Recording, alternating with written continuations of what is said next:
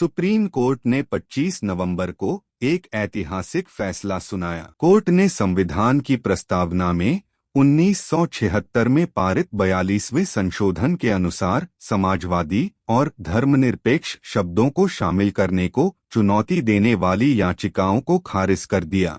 भारत के मुख्य न्यायाधीश संजीव खन्ना और न्यायमूर्ति संजय कुमार की पीठ ने कहा कि संसद की संशोधन शक्ति प्रस्तावना तक फैली हुई है। प्रस्तावना को अपनाने की तारीख संसद की प्रस्तावना में संशोधन करने की शक्ति को सीमित नहीं करती है। इस आधार पर याचिकाकर्ता के तर्क को खारिज कर दिया गया। सीजेआई ने सुनवाई के दौरान कहा कि लगभग इतने साल हो गए हैं, अब इस मुद्दे को क्यों उठाया जा रहा है। इससे पहले पीठ ने याचिकाकर्ताओं की इस मामले को एक बड़ी पीठ को भेजने की याचिका को खारिज कर दिया था। हालांकि सीजेआई खन्ना कुछ वकीलों की रुकावटों से नाराज होकर आदेश सुनाने वाले थे, लेकिन उन्होंने कहा कि वह सोमवार को आदेश सुनाएंगे। सीजेआई खन्ना ने 22 नवंबर को सुनवाई के दौरान कहा कि भारतीय अर्थ में समाजवादी होना केवल कल्याणकारी राज्य के रूप में समझा जाता है। भारत में समाजवाद को समझने का तरीका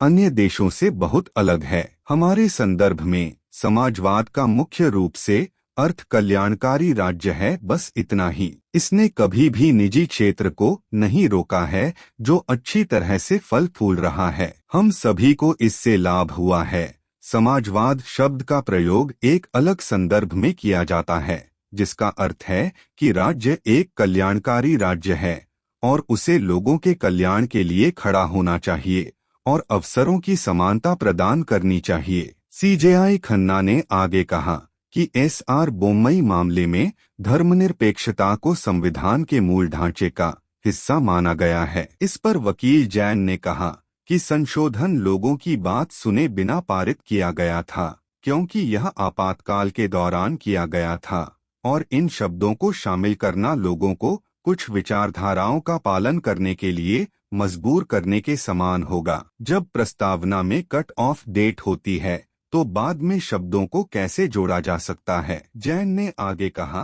कि इस मामले में विस्तृत सुनवाई की जरूरत है। उन्होंने तर्क दिया कि मामले पर एक बड़ी पीठ की ओर से विचार किया जाना चाहिए। इसके बाद सीजेआई ने दलील को स्पष्ट रूप से अस्वीकार कर दिया था।